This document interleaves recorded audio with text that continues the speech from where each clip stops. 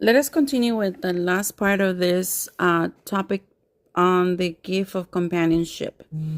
So we read so far how important it is. So God creates the animals.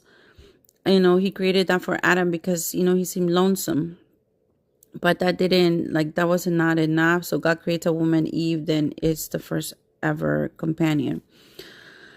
There are some who would trace companionship back even further to the Garden of Eden, all the way back to God. I am reminded of that magnificent poem called Creation by the poet James Weldon Johnson. In the poem, Johnson attributes creation itself to God's need for companionship. The poem shows God stepping out into space and confessing, "I'm lonely." To ease his loneliness, God decides to make me a world. The poem shows God's fashioning the universe one day at a time. After each day's labor, God pronounces the word good, but then adds, "I'm lonely still." Eventually, God creates Adam and Eve. By doing so, God's loneliness is eased, for God has found suitable companions with whom to share both life and love. When Jesus began his public ministry, one of the first things he did was to find companions, those individuals who would share his life and ministry in a special way.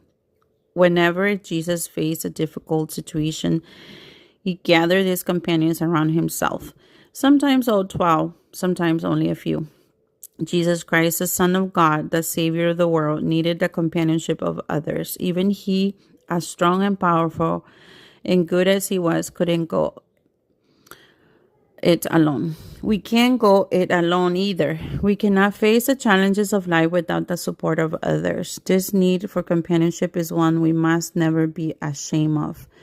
We must never think, if I were more matured, I could stand on my own 2 feet. Or if my faith were stronger, I wouldn't have to rely so much on others. Our need for companionship, fellowship, friendship is in the very fabric of our human psyche. It is yet one more way that we are made in the image and likeness of God.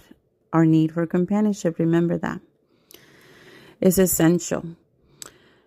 Our need for companionship, fellowship, friendship is in the very fabric of our human psyche. So, who accompanies me along my spiritual pathway? Who accompanies you? Have you thought about that? For whom do I provide companionship? For whom do you provide companionship? Well, let's ponder upon this reflective question and let's close in prayer that we are very delighted to read on companionship and be enlightened. God, my loving companion, thank you